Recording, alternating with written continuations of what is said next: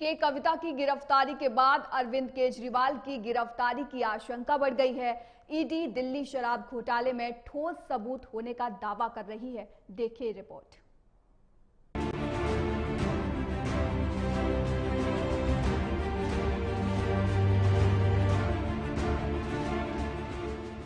दिल्ली शराब घोटाले को लेकर सीबीआई और ईडी की जांच अब तक कई बड़े राजनेताओं तक पहुंच चुकी है।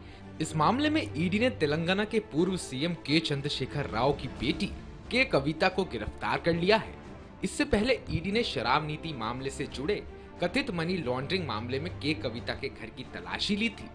इस कार्रवाई के बाद जांच टीम ने उन्हें गिरफ्तार कर लिया। ईडी ने यह कार्यवाही मनी लॉन्ड्रिंग केस के तहत की है। के कविता की गिरफ्तारी के बाद अरविंद केजरीवाल की परेशानी और बढ़ गई है।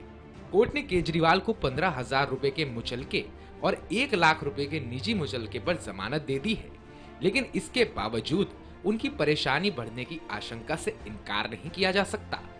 ईडी की चार्जशीट के मुताबिक केजरीवाल को नई शराब पॉलिसी लागू होने से लेकर उसके बनने तक की पूरी जानकारी थी, जिसमें ईडी ने आरोप लगाया था कि नई आबकारी नीति को लेकर केजरीवाल के निवास पर कई बैठकें भी हुई और इस मामले से जुड़े आरोपियों से केजरीवाल ने मुलाकात और बात भी की थी। ईडी की चार्जशीट के मुताबिक एक फेस टाइम चैट्स भी जांच एजेंसी को तफ्तीश के दौरान हाथ लगी थी, जिसमें केजरीवाल ने फेस टाइम पर समीर महेंद्र से बात की थी। यह बातचीत विजय नायर के कहने पर हुई थी। ईडी ने दावा किया था कि कविता शराब कारोबारियों की लॉबी साउथ ग्रुप से जुड़ी हुई थी, जिसने दिल्ली की आबकारी नीति बनाने में बड़ी अहम भूमिका निभाई थी। ईडी का आरोप है कि साउथ ग्रुप ने विजय नायर को कम से कम 100 करोड़ रुपए की रिश्वत दी थी। ये राशि आप नेताओं को देने के लिए नायर को दी गई। ईडी अरविंद केजरीवाल और के कविता के खिलाफ ठोस सबूत होने का दावा कर रही है। अगर ईडी उन सबूतों के आधार पर के कविता की गिरफ्तारी को बढ़ाती है या कोई सजा सुनाती है, तो इससे अरविंद केजरीवाल की गिरफ्तारी की संभावनाएं बढ़ जाएंगी। AMV report.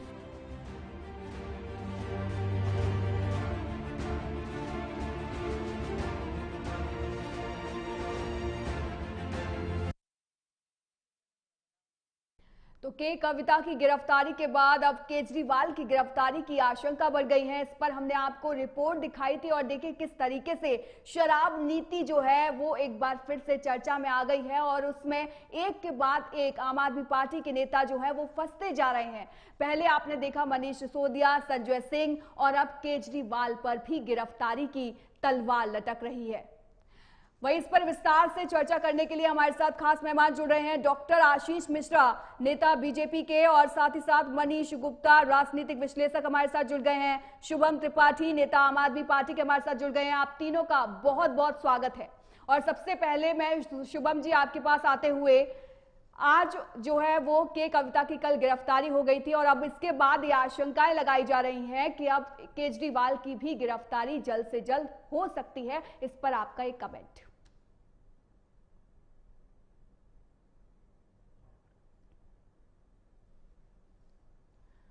शुभम जी आपकी आवाज नहीं आ रही है, अनम्यूट करिए प्लीज। भारती जी। जी बोलिए। सबसे पहले आपका धन्यवाद एक महत्वपूर्ण चर्चा में जोड़ने के लिए। मैं आपके इस चैनल के माध्यम से आपके दर्शकों को बताना चाहूंगा कि हमारी पार्टी का शुरू से ही एक स्टैंड रहा है कि यह मुद्दा राजनीतिक प्रतिशोध और आधारहीन मामला है, आधारहीन है बिल्कुल मामला। आज देखिए, आज के जो मुद्दे हैं, देश के मुद्दे हैं, युवाओं के पास रोजगार नहीं है, किसान प्रताड़ित किया जा रहा है, महंगाई आज चरम स्तर पर है, लेकिन भाजपा आज सिर्फ और सिर्फ अरविंद केजरीवाल जी के पीछे पड़ी हुई है। ईडी के माध्यम से अरविंद केजरीवाल जी को गिरफ्तार करना चाह रही है। अरविंद केजरीवाल जी ने जब ईडी ने अरविंद केजरीवाल जी को सम्मन किया, कमेंट दीजिए एक एक करके। जब अरविंद केजरीवाल जी को ईडी ने सम्मन दिया, तब अरविंद केजरीवाल जी ने ईडी से पूछा कि आप मुझे बताएं कि आखिर आप मुझे किस हैसियत से बुला रहे हैं।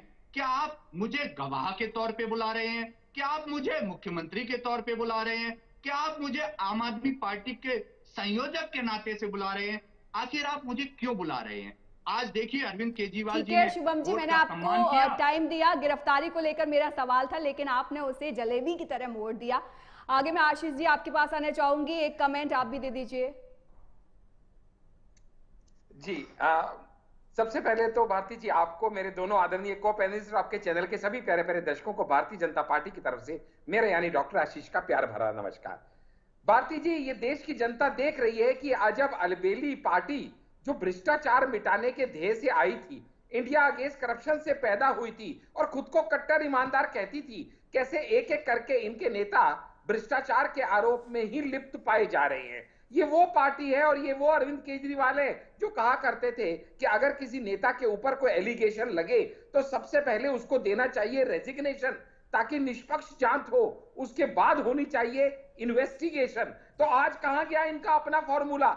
दूसरों के मापदंड को छोड़ दीजिए, कोई एक जवाब, एक वजह बता दीजिए। ईडी, बीच में मत बोलिए शुभम जी, बीच में मत बोलिए शुभम जी। ईडी इनको बार बार कह रही है कि देखिए अरविंद केजरीवाल जी, कुछ साथी आपके पकड़े गए हैं। शुभम जी थोड़ा सा धैर्य रखिए, आपको मौका दिया था मैंने, अब उनको बोलने दीजिए। जी बोलिए। जी, ईडी बार बार अरविंद केजरीवाल जी को कह रही है कि अरविंद केजरीवाल जी, कुछ साथियों ने आपके नाम लिए हैं। आपका कोई साथी कहता है कि आपके घर पे मीटिंग हुई, कोई साथी कहता है आपके हाथ में 45 लाख का चेक रखा गया, कोई कहता है कि अरविंद केजरीवाल ने फेस टाइम पे बात कराई मेरे से, इसके सहयोगी ने कराई। ऐसे बहुत सारे इल्जाम आपके ऊपर आ रहे हैं। आपसे विनती है कि आइए जांच में सहयोग कीजिए। लेकिन क्या बड़ी त्रासदी है इस देश की कि कॉन्स्टिट्यूशनल पद पे बैठा एक व्यक्ति दूसरी कॉन्स्टिट्यूशनल एजेंसी के ऊपर इल्जाम लगाता है और कहता है तुम्हारे समन ही इलीगल है, जो कि कोर्ट ने तमाचा मार दिया अरविंद केजरीवाल जी के इस बयान को और यह कह दिया कि भैया अगर समन इलीगल होते तो तुम्हें समन से भागने के लिए, सजा देने के लिए 174 के रूल को लगाना नहीं पड़ता और उससे बचने के लिए तुम्हें बेल नहीं लेनी पड़ती। आज दौड़े दौड़े भागे भागे भगोड़े की तरह अरविंद केजरीवाल छुपते फिर रहे हैं ईडी से और आज वो बेल पे बाहर है। इससे ज्यादा शर्मनाक बात और क्या होगी इस कट्टर ईमानदार पार्टी के लिए। ठीक है, शुभम जी से मैं इसका जवाब लूंगी, लेकिन उससे पहले मैं मनीष गुप्ता जी आपसे कमेंट लेना चाहूंगी। जिस तरह की सियासत आप देख रहे हैं कि कविता के बाद क्या लगता है आपको, गिरफ्तारी जो हो सकती है केजरीवाल की? देखिए, मामला थोड़ा टेक्निकल हो गया। अभी तक ईडी इनको सम्मन भेजे जा रही थी, ये अटेंड नहीं हो रहे थे। ईडी के पास पूरा राइट था, इन्हें कभी भी अरेस्ट कर सकती थी, जिस तरीके से मानो कविता को किया, मनीष सिसोदिया को किया।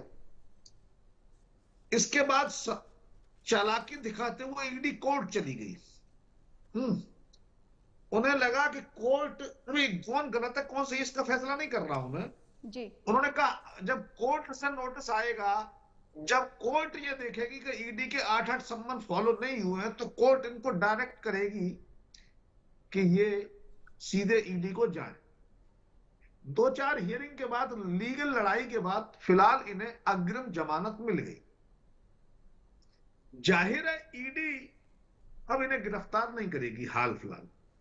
अब इसका इंपैक्ट क्या है? मुझे लगता है अगर राजनीतिक तौर पर देखें तो भाजपा अगर खुद भी चाहती तो भी चुनावों से पहले अरविंद केजरीवाल को गिरफ्तार नहीं करती, क्योंकि ऐसे में मानो अभी कोई और खरा में किसी और में कोई अभी गिरफ्तार कर ले, कोई बहुत बड़ी बात नहीं, लेकिन राजनीतिक तौर पर इनका नुकसान हो सकता है। अरविंद केजरीवाल जिस तरीके से ममता बनर्जी ने घाव में आंखों सर पे चोट लग गई तो सिंपैथी गेन करने की कोशिश की, अरविंद केजरीवाल भी कर सकते हैं, ऐसा भाजपा सोचती है। और अगर ऐसा सोचती है तो गलत भी क्या सोचती है। तो ऐसे में अब एक तरफ तो अरविंद केजरीवाल को कोर्ट से लीगल इम्यूनिटी मिल गई और उन्हें अगली बार कोर्ट की हाजिरी में भी पेश नहीं होना। इधर ईडी को एक तरीके से यह है कि अब मौका मिल गया कि अगली बार कुछ और भेजेगी। बड़ी बात इसमें यह है कि जितना भी जो स्कैम की बात है, जो भी एविडेंस है, एविडेंस इतने सीरियस हैं, इतने ज्यादा सीरियस हैं कि राउज एवेन्यू कोर्ट है, हाई कोर्ट है, सुप्रीम कोर्ट है, क्यूरेटिव पिटीशन है, सब जगह से मनीष सिसोदिया को या संजय सिंह को बेल नहीं मिल रही है। बिल्कुल मनीष जी, सवाल यही है कि जो एक मिनट, सिर्फ एक मिनट, मामला बेहद गंभीर है, लेकिन अरविंद केजरीवाल के साथ सिर्फ एक अच्छा पॉइंट ये है कि वो इतने समझदार निकले कि उन्होंने कोई कागज बतौर मुख्यमंत्री साइन नहीं किया। इस बात को लेकर बड़े मजे ले रहे हैं कि भाई मैंने कहां साइन किए हैं, जैसे कहते हैं मनीष सिसोदिया के पास पैसा कहां मिला है। अब अगर इनके ऊपर मनी लॉन्ड्रिंग का चार्ज अगर ये ईडी लगाती है तो इनके पास दूसरी धारा में गिरफ्तार करने का राइट हो जाएगा।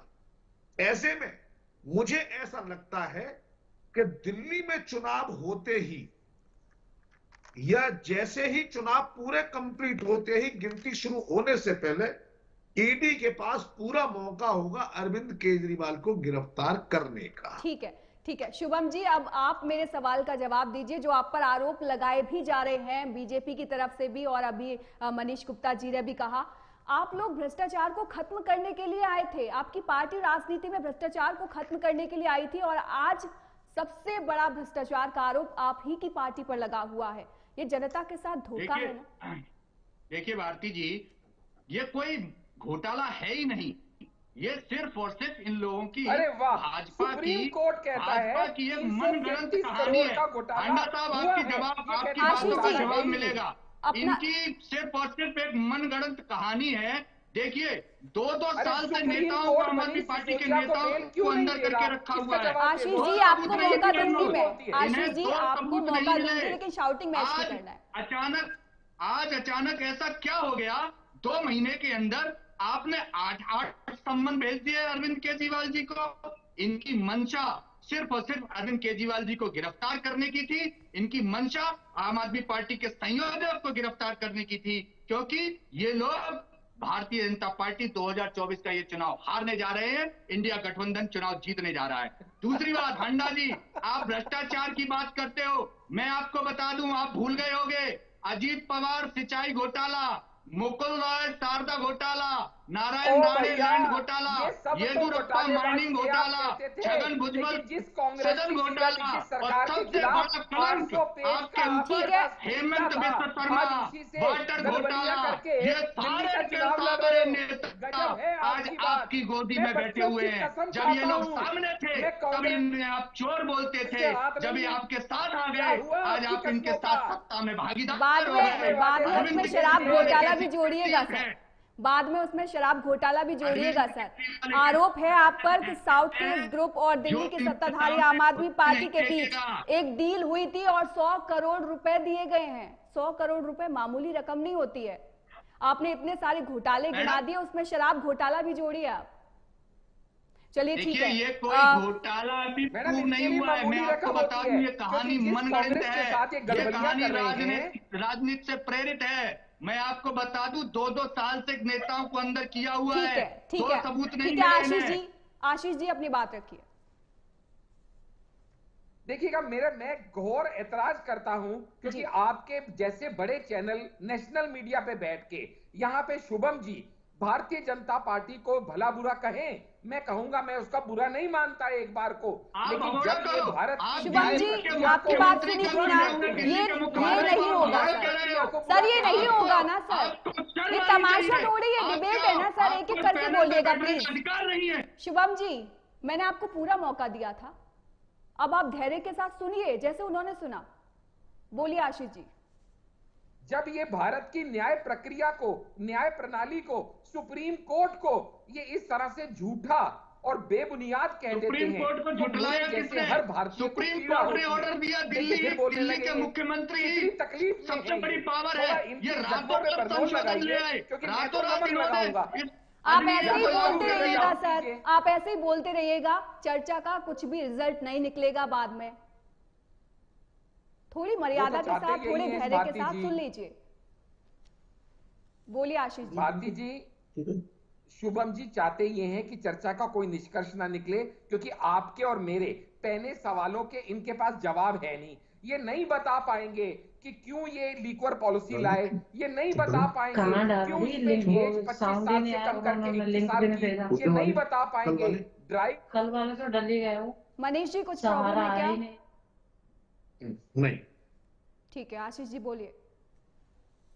जी, मैं कह रहा हूं हमारे पहले सवालों के इनके पास जवाब नहीं है, इसलिए ये चर्चा को डिरेल करना ही चाहेंगे, क्योंकि इनके पास ये जवाब नहीं है कि जब लिक्वर पॉलिसी लाए तो क्यों लाए, क्या जरूरत थी उसको लाने की, क्या जरूरत थी 12% होलसेल डिस्काउंट को, इनको रिन्यूमरेशन को बढ़ाने की, क्या जरूरत थी करोड़ों रुपए बिजनेसमैन के माफ करने की, क्या जरूरत थी एज 25 साल से 21 साल करने की, क्या जरूरत थी पिंक ठेके खोलने की, क्या जरूरत थी ड्राई डे 21 से 3 करने की, और क्या जरूरत थी इनको ऐसे में ये समझेगा कि रेस्टोरेंट को 3 बजे तक दारू परोसो कहने की, एक के साथ एक फ्री देने की। इसलिए दिल्ली की जनता चुन के इनको लाई थी कि शराब के अंदर डुबो दें हमारे देश के भविष्य को। एक भी सवाल का जवाब नहीं है इनके पास। जवाब नहीं है कि मनीष सिसोदिया ने कुल मिला के जब पकड़ में आए 170 सिम उनके और उनके सेक्रेटरी ने क्यों बदले। इनके पास जवाब नहीं है कि के कविता ने 10 मोबाइल फोन क्यों बदले।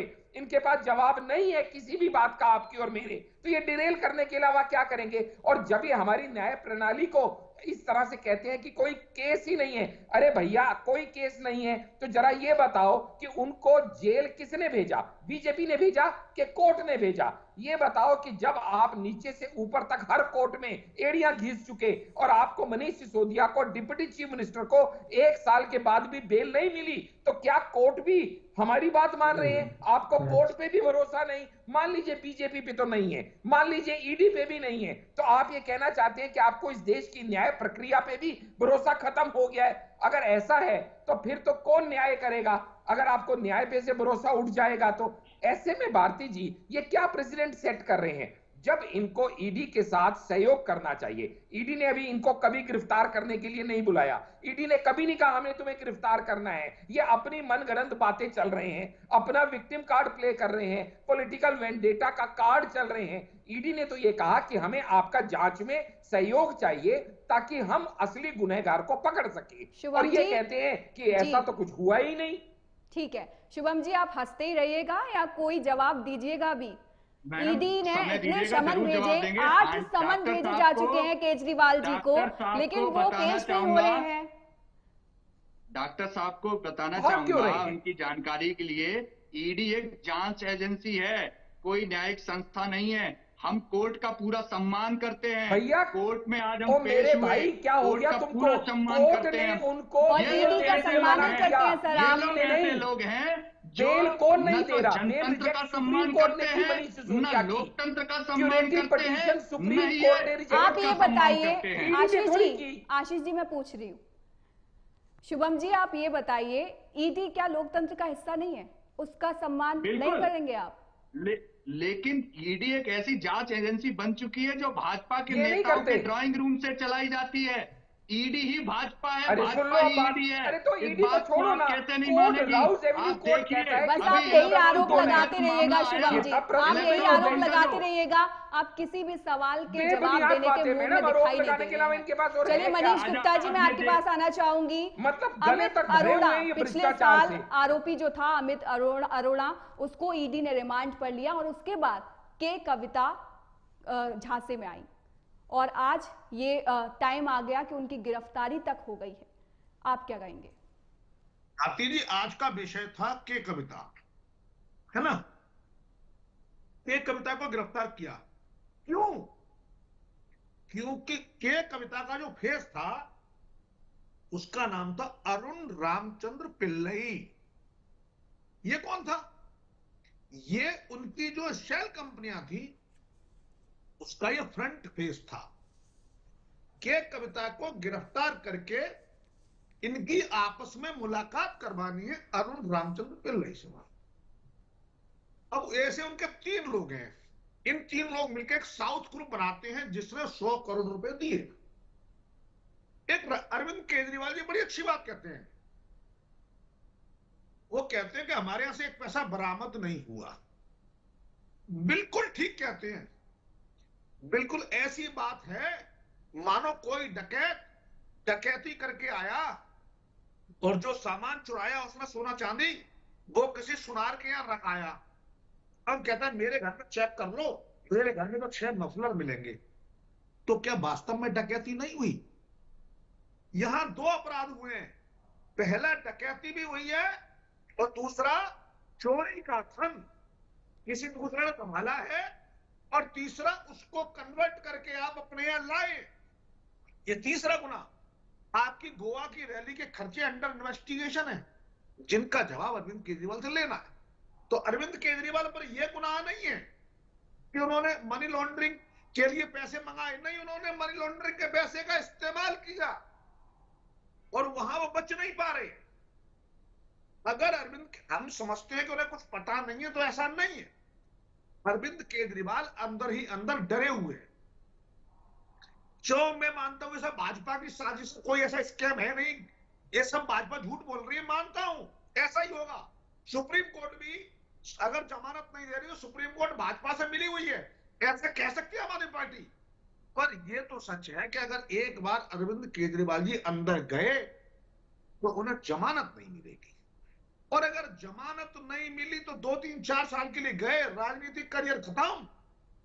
इनका जो पैसा है वो इनके दोस्त रिश्तेदार लूट ले जाएंगे, पार्टी की स्थिति खराब होगी। अरविंद केजरीवाल जी को काटना चाहूंगा, डर रहे, एक रास्ता है तो वो क्या करते हैं? अभी जवाब दूंगी शुभम त्रिपाठी आपसे। कैसे करके, कैसे भी करके, सबसे पहले मुझे जेल नहीं जाना है। वरना जब मनीष सिसोदिया जब जा रहे थे तो कह रहे थे जेल के ताले टूटेंगे, मनीष सिसोदिया छूटेंगे। अरे भाई मनीष सिसोदिया तुम संघर्ष करो, तुम्हारे परिवार की चिंता मैं करूंगा।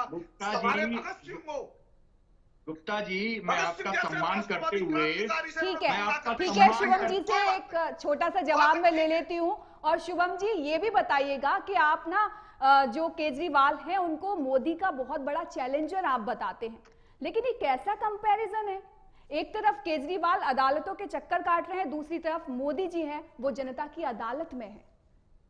मैडम, मैं आपके मनीष गुप्ता जी की बात का सम्मान करते हुए कहूंगा, एक रास्ता है इन सब से छुटकारा पाने का। रास्ता यह है कि अरविंद केजरीवाल भाजपा ज्वाइन कर जाएं। क्यों? जैसे अजीत पवार कर गए, जैसे मुकुल रॉय कर गए, जैसे और कर गए। आप देखिए आज इलेक्ट्रॉल बॉन्ड वाला जो मामला आया है, 2 दिन पहले ईडी की इलेक्ट्रॉल बॉन्ड में आ गए, और उसके बाद अरविंद केजरीवाल के ना 50 स्कैम है मेरे पास गिनवाने को, लेकिन आज मैं गिनवा नहीं रहा ईडी की कविता और दीपक स्कैम दे रहे हैं। ये और गुप्ता जी मैं आपको बताना चाहूंगा, इनकी आप जैसे कह रहे थे कि अरविंद केजरीवाल जी गए 2-4 महीने के लिए, 2-4 साल के लिए अंदर, ये लोग चाहते ही यही है कि जो मोदी, नरेंद्र मोदी के सामने अगर आज कोई डट के खड़ा है तो पूरे देश में अरविंद केजरीवाल खड़ा है, जिसने कभी घुटने नहीं टेके। ये चाहते हैं अरविंद केजरीवाल जी अंदर हो जाए, जेल के अंदर इन्हें जबरदस्ती भेजना चाहते हैं ताकि आसानी से अपनी सरकार बना सके। और मैं आपको बताना चाहूंगा, अरविंद केजरीवाल जी एक ऐसी चट्टान है, जब तक ये तब तक खड़े रहेंगे। शुभम जी, आप इसका जवाब तो आपने नहीं दिया मनीष गुप्ता जी के सवाल का, लेकिन मेरा जवाब तो दे दीजिए। ये कैसा कंपैरिजन है? ये कैसा कंपैरिजन है जहां एक तरफ केजरीवाल अदालतों के चक्कर काट रहे हैं, दूसरी तरफ पीएम मोदी जनता की अदालत में, और आप कहते हैं कि बहुत बड़े चैलेंजर है केजरीवाल मोदी के सामने। इनकी कुछ भी कह लीजिए, नरेंद्र मोदी अगर आज जनता की अदालत में खड़े हैं तो आज लाखों करोड़ों बेरोजगारों के ऊपर, लाशों के ऊपर खड़े हुए हैं। आज किसानों को गोली चलवाकर ये जनता की अदालत में खड़े हुए हैं। ठीक है आशीष जी बोलिए, आशीष जी बोलिए, मुकाबला करेंगे। बोलिए आशीष जी। भारती जी, आपके दर्शक आज देख रहे होंगे कि इस डिबेट को शुरू किए हुए 24 मिनट हो गए हम लोगों को, और इस 24 मिनट में एक भी सवाल का जवाब शुभम जी ने नहीं दिया। उनको सिर्फ अरविंद केजरीवाल के ऊपर निबंध की 4 लाइनें याद करा दी गई हैं, मैं और मेरा केजरीवाल, वो रटी रटाई लाइनें आप बोल रहे हैं। शुभम जी हेमंत बिस्व शर्मा को गोदी में क्यों बिठाया? अरे बाबा, आप बता दीजिए अजीत पवार को, क्या हो जाता है तुमको? 15 दिन पहले टाइम बहुत कम है। शुभम जी, आप तो आए इसी मूड से हो कि वेस्ट करना है टाइम, सवालों का जवाब नहीं देना है, और अगर कोई दे भी रहा है तो उसको भी नहीं बोलने दे रहे हैं आप। देखिए मनगढ़ंत कहानियां रखिए, थोड़ा सा धैर्य के साथ सुनिए, धैर्य के साथ सुनिए। मैं एक एक करके सबके पास आऊंगी। आशीष जी बोलिए। जी, मैं ये कह रहा हूं कि जैसे कि मनीष जी ने बहुत क्लियरली बताया, पहली बात तो लिक्वर स्कैम हुआ है, ये कोर्ट भी मान चुका है कि 338 करोड़ की ट्रेल हमको क्लियर दिखाई दे रही है।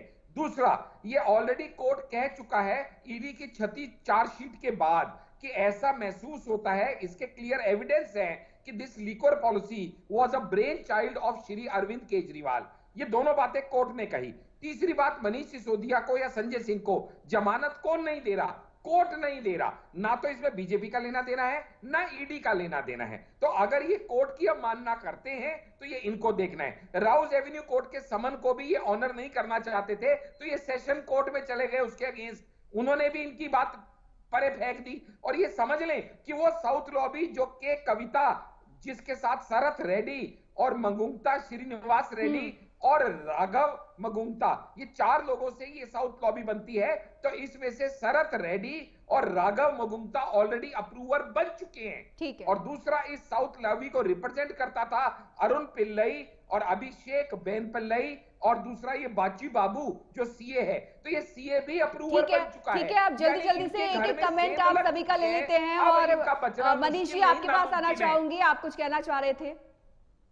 मैं ये बात पूछना चाह रहा था शुभम त्रिपाठी जी से। मत पूछिए सर, वो जवाब नहीं देंगे। क्या उन्हें देश की जुडिशियरी पर यकीन है कि नहीं है, पहले ये बता दें। नहीं, बिल्कुल हम कोर्ट का सम्मान करते हैं और आज कोर्ट में यकीन हम है, पेश भी हुए। तो क्या सुप्रीम कोर्ट के इस आदेश से कि मनीष सिसोदिया को जमानत नहीं मिलेगी, इस बात से सहमत हैं कि नहीं है? ठीक है, बताइए। देखो, हम कोर्ट के शुभम जी, अगर मामला ये होता ही नहीं, शुभम जी, अगर ये मामला आया गया होता तो जमानत मिल चुकी होती। आप समझिए, गंभीरता को समझिए, कितना बड़ा मुद्दा है कि जमानत ही नहीं मिल रही है। मैडम भारती जी, मुद्दा यहाँ जमानत नहीं है, मुद्दा यहाँ अरविंद केजरीवाल है। इनका सिर्फ और सिर्फ मकसद अरविंद केजरीवाल जी को अंदर करना है, ताकि भारतीय जनता आप पार्टी। तीनों का बहुत बहुत धन्यवाद एएमबी नेटवर्क के साथ जुड़ने के लिए। तो हमने बहस की और तमाम चर्चाएं उसमें की गई, और अब आने वाले समय में पता चलेगा कि आखिरकार केजरीवाल की गिरफ्तारी होती है कि नहीं, क्योंकि ईडी के पास तमाम सबूत हैं और जो सबूत हैं वो काफी पुख्ता हैं, और जिसके आधार पर ईडी एक के बाद एक गिरफ्तारी करती जा रही है।